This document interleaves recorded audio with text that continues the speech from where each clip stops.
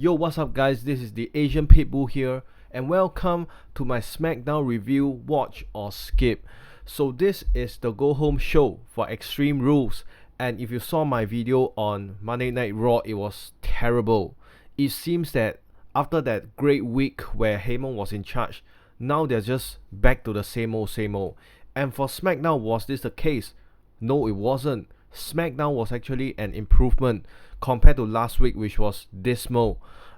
This week it seems that it really, at least it feels like a go home show, and then we are just seeing pieces of the puzzle being put together. I was definitely way more entertained watching Smackdown compared to Raw. So let's begin. This was a great opener. Okay, you can see from picture here the opening parking lot brawl. So yes, you should watch this because it's firstly very rare that we get to see parking lot brawls nowadays. The product nowadays is just stale and there's no dimension, but it's refreshing to see this. We need to see more of this. And this was basically started with Dolph Ziggler being interviewed by Kayla, and then KO just shows up, interrupts him, and they brawl because they hate each other.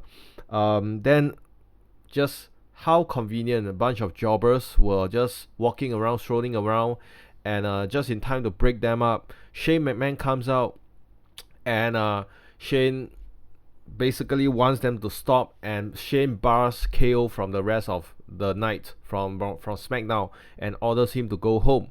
But the visuals, this was good to see, and so it looks like they are pushing KO for a face run, and so far it's pretty good. And as you can see, we see him actually quite a lot throughout the show.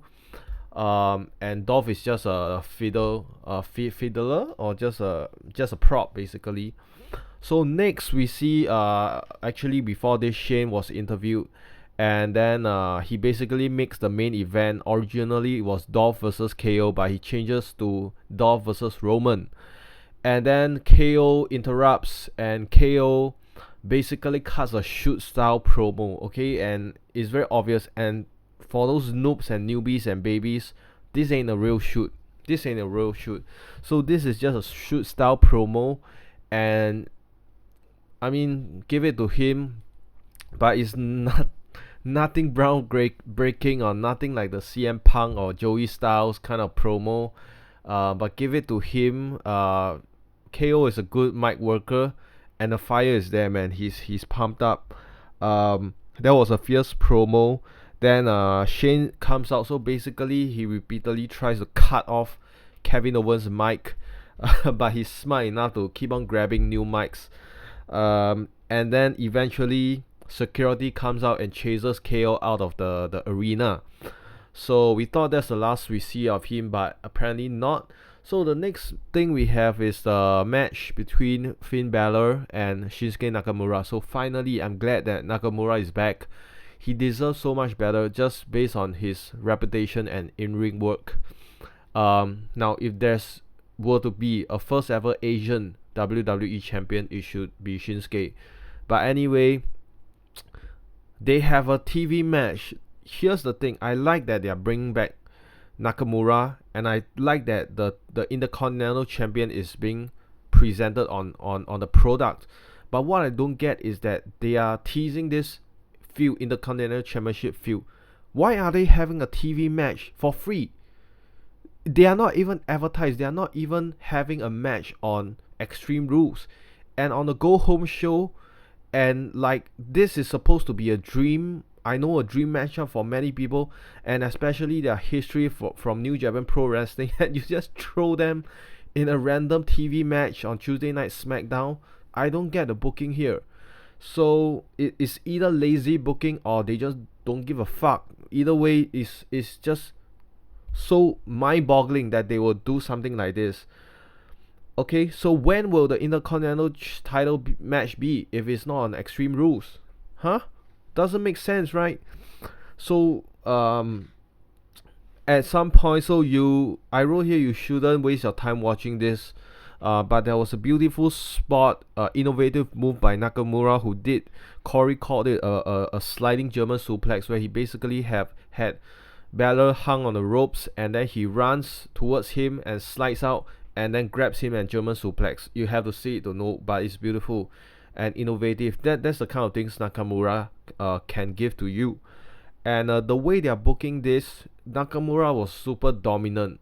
He's super dominant over the current Intercontinental Champion, and he beats the champion clean with the Kinshasa. So what does this mean? Does this mean that obviously he's the contender now, but with no build up, no match is just mind-boggling. What does all this mean?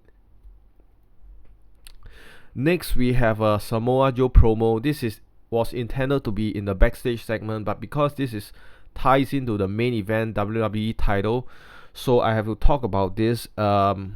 Should watch this because it's probably I mean, it stepped down. It took some knocks because previous weeks I thought this was the best storyline going, but sadly this week there's no contract signing, there's no face-to-face confrontation, there's no nothing. I mean, the go home show leading to your WWE Championship, and there's nothing. I can't believe this. It's just backstage interview of Samoa Joe, and then later on there will be a Kofi interview. So it seems to me that Joe is not gonna win the title here, and this is another complaint of mine, is that this is as typical fashion is a good Samoa Joe promo. Joe can just cut great promos all day. He's nobody will ever accuse Joe of not being intimidating son of a bitch. But the thing is, we've seen this too damn many times. His threats against that I'm gonna, beautiful promo, articulate, threatening presence. He cuts this kind of promo. We've seen it before with AJ Styles, on Jeff Hardy, on Rey Mysterio, etc., etc. But all of those cases, especially with AJ Styles, the home invasion thing, he lost. He failed to capture the WWE Championship. He choked. So the thing is, if he doesn't win on Extreme Rules this Sunday, it's gonna damage him a lot. It's just gonna be another one of those empty threats, empty promises. And the way they are being booked right now, and the hype and the momentum Kofi has going on now, I don't think Joe is gonna win at all. So it doesn't make sense again. And this is just gonna hurt Samoa Joe's character some more. Next, we have the women's title, SmackDown title contract signing. And I honestly think we've seen too much of this Nikki Cross and Bayley on my TV, man. They have the title contract signing, and where the hell is Alexa? Now that I think of it, where the hell is Alexa Bliss when she's supposed to be facing for the title match? I understand that she's not on Monday Night Raw because she wasn't in the Beat the Clock challenge. Okay, it plays into that manipulative storyline, but she's on the go home show. This is the go home show, the title contract signing, and apparently now we know that is the stipulation is gonna be a 2-on-1 handicap match against Bayley, and she doesn't show up. She isn't there. What the hell, man? So even though this was entertaining SmackDown and is above last week and above this week's Raw, a lot of things doesn't make sense. Okay, so but then I said that's only for one reason, because you should watch this, because previously I always say that just skip Nikki Cross and Bayley. If you have skipped all those, watch this, because this will just summarize everything. And there's one interesting line. Nikki says that if they win, they are gonna be the first ever co-women's tag team champions. I don't even know that can be a thing. I don't even know that counts. That doesn't count in my books, but screw the rules, right? Next, what do we have? The tag team title summit. So when I saw this being promoted, I like it. I always like summits, like the Shield summit, and things are gonna go down, man. The state of the WWE. So there was a little audio botch, like they played the theme before Big E's that line from Big E, opening line. Anyway, all Manchester feel the power, man. So they came out, and then Big E, as usual, with his sexual innuendos and his whatever, like tips and his threesomes and all that.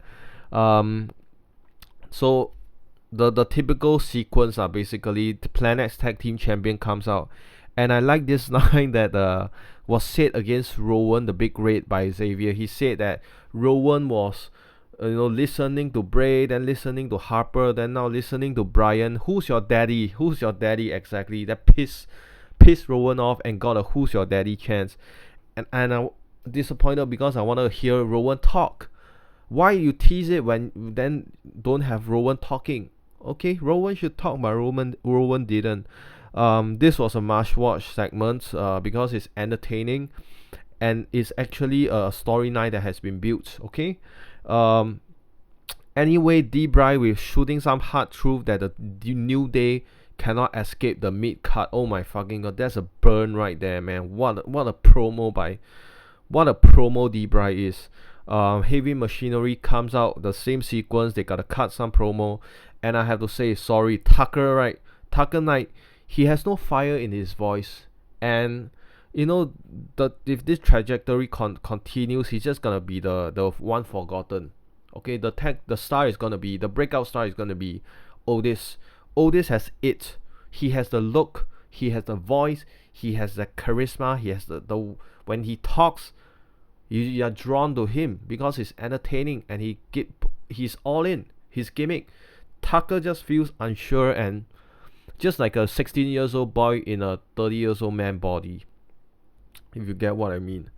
Next, what do we have? So we have the triple threat match between Xavier Woods and Otis and D-Bry. As you can see, the amazing power from why is Kofi smiling? Okay, now that I see it. Anyway, watch this if you have the time. It's interesting dynamics between these three competitors, and the highlights were obviously Otis's power, strength, and then Xavier Woods' power as well when he's able to gorilla press Daniel Bryan. I really like they're adding this dimension of strength into Xavier Woods. Very good adding into his character. This will be important next time when you want to push him. Okay. Anyway, surprisingly, Otis gets the win. So does it mean Heavy Machinery is getting a push and winning on Sunday? We just have to wait and see. Next, finally, we have a payoff. I'm always gonna compare this and the Firefly Funhouse because they are just a similar style. But you know what I say about Funhouse? I'm so pissed off about it. Go and watch my video on it, the previous Raw review if you haven't done so. But anyway, we have the opponent you see here is Cesaro. So interesting, and it's gonna be an interesting matchup. So it's actually a side split screen interview, but I don't have the formatting right here. So it's a random pairing, but knowing what Aleister Black can do and knowing what Cesaro can do, if you let them go I'm not expecting 20 minutes, but just let them go, they can go and they can put up a nice physical match, which is what I'm expecting. But I do see Aleister Black winning with the Black Mass this Sunday. So it seems that Cesaro, he's getting pushed as well. You see him having killing who's that? No Way Jose on Raw. So he's being built for this apparently.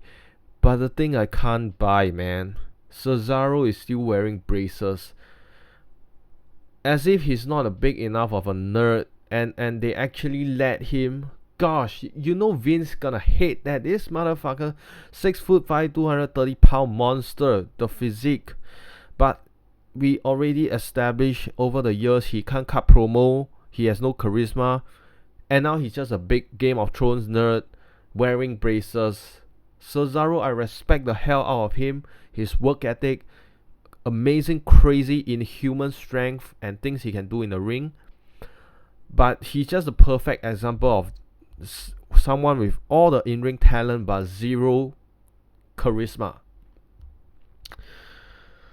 And Aleister ends saying they're gonna fight and they better fight, so this should be physical and good on Extreme Rules. Next surprise, we have a random Paul Heyman who just walked by the camera shot, and although it's only 2 seconds of Paul Heyman, I appreciate that. Okay, it's playing into the purveyor of paranoia thing, so it means who knows, Lesnar may cash in on Kofi instead of Seth. This Sunday on Extreme Rules. He doesn't talk at all. He just walk past. Then immediately Kofi comes out for the interview. But there's one small little thing that I wish that he could have acknowledged.